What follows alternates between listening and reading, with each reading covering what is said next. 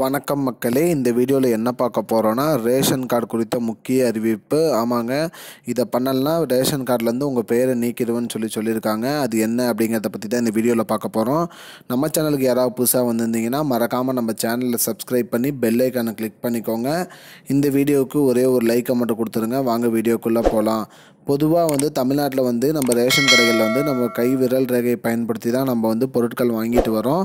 அந்த விரல் ரேகையை பயன்படுத்தி பொருள் வாங்கல நிறைய சிக்கல் வந்திருக்கு. அதுவும் இல்லாமல் மேலும் நிறைய பேர் குடும்ப உறுப்பினர்களில் ஒரு சில பேர் இறந்தவர்களோட விரல் ரேகை அவங்களோட பெயர் நீக்காததுனால இது அரசாங்கம் இந்த மாத இறுதிக்குள்ளே எல்லாருமே அவங்களோட விரல் ரேகையை உறுதிப்படுத்தணும்னு சொல்லியிருக்காங்க.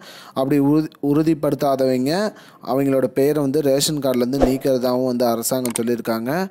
அதனால் மக்களே, அனைவருமே இந்த மாத இறுதிக்குள்ளே உங்களோட ரேஷன் கடைக்கு சென்று உங்களோட விரல் ரேகையை பதிஞ்சு அதை சரி பார்த்துக்கோங்க. உங்கள் விரல் ரேகையை அதில் பதியுதா என்னங்கிறத பார்த்துக்கோங்க. உங்கள் குடும்ப உறுப்பினர்கள், அதாவது உங்கள் ரேஷன் கார்டில் எத்தனை பேர் இருக்கீங்க அப்படின்னு சொல்லி காட்டுறாங்களோ அந்த நபர்கள் அனைவருமே ரேஷன் கார்டில் உங்களோட ரேஷன் கடைக்கு சென்று அந்த பிஓஎஸ் இயந்திரத்தில் உங்களோட விரல் ரேகையை பதிஞ்சு உங்களோட இதை நீங்கள் உறுதிப்படுத்திக்கோங்க அப்படின்னு சொல்லியிருக்காங்க மக்களே.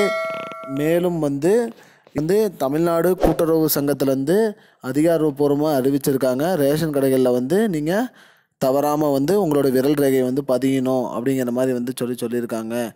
இதுதான் மக்களே இப்போதைக்கு முக்கியமான பயனுள்ள தகவல். மேலும் அனைவருமே ரேஷன் கடைக்கு தவறாமல் சென்றுடுங்க. உங்களோட விரல் ரேகையும் கரெக்டாக பதிஞ்சிருங்க அப்படின்னு சொல்லியிருக்காங்க. இதுதான் மக்களே இப்போதைக்கு முக்கியமான பயனுள்ள தகவல். இது போன்ற பயனுள்ள தகவலை தெரிஞ்சுக்கொள்ள நம்முடைய சேனலை மறக்காமல் சப்ஸ்கிரைப் பண்ணுங்கள். இந்த வீடியோ உங்கள் ஃப்ரெண்ட்ஸ் அனைவருக்கும் ஷேர் பண்ணுங்கள். நன்றி. I don't understand your jokes, man. Because it's not a joke. முன்ன பின்ன தெரியாத ஒரு பையனுக்காக விடுற அந்த மனசு இருக்க, அதான் கடவுள்.